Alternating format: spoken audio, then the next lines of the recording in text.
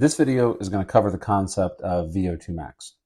It's pretty simple at its core. So VO2 max really just means the maximum volume of oxygen that a person can consume in a given amount of time.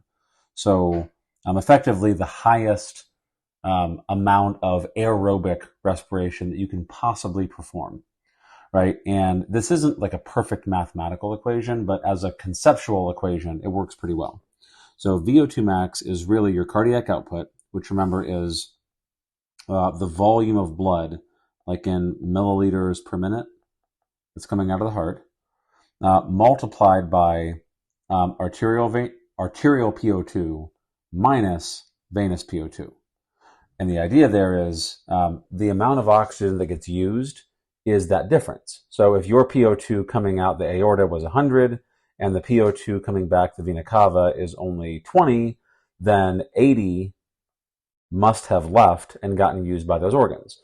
And so a bigger cardiac output, right, more total blood flow, or more oxygen being extracted, right? If this number gets lower, down to 10, down to 5, whatever, that just means that your muscles and other organs were taking more oxygen out of the blood. That indicates a higher VO2, because more oxygen is flowing out of the system. Okay, so we normalize all this to say our final number is going to be milliliters per kilogram per minute, meaning milliliters of oxygen, like air volume, per kilogram of body weight per minute. Normal people, 25, 30 something, 40 is kind of the high end for typical people. Really, really high level aerobic athletes like cyclists, medium distance runners. I think the all-time record for highest VO2 was set by a cross-country skier, actually. Anything that is like whole body, very, very demanding aerobic exercise. Okay, so for most people, the limiting factor is usually supply, meaning how much blood can your heart pump out to muscles. All right.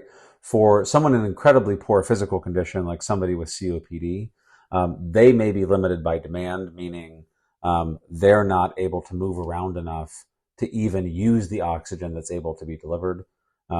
That's a possibility, but that's only for people with pathological conditions. All right, so things that matter. Your VO2 max is partly determined by a lot of things that you really can't help, like age and gender. The altitude that you live at, I guess you can control if you hop on a plane or get in a car. The only one that you can really affect too much without great lengths is fitness level. And so the question is, what kind of exercise program really changes VO2 max?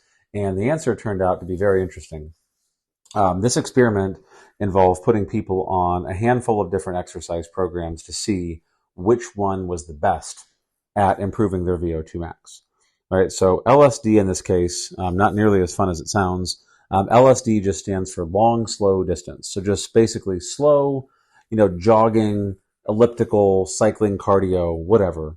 And interestingly, effectively no change. No real change in VO2 max over the course of several months of this protocol.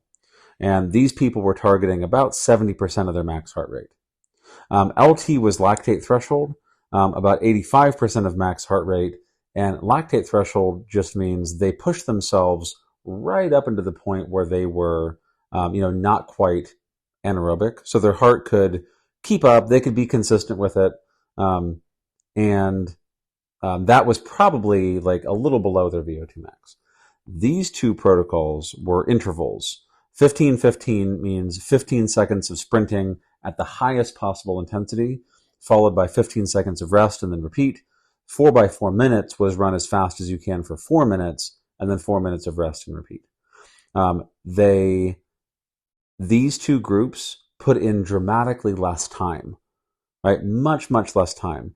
This lab, I believe, has gotten this protocol, the 15-15, down to the point where the people are only really running for like 3 or 4 minutes a week, right? In 15-second, really intense bursts. Those are the conditions, though, that showed the best improvement in VO2 max. And the reason they did it is it increased stroke volume. And increased stroke volume increases your cardiac output. That means you can pump more blood, right? The lungs can't get bigger. Your chest cavity is what it is. The heart, the ventricles can absolutely get bigger. And the ability to pump more blood means that you can transport more oxygen from the lungs. That is how you increase your VO2 max. Hard, intense, like interval style exercise. And that doesn't at all mean that these other ones, they have plenty of health benefits. They're very good for people.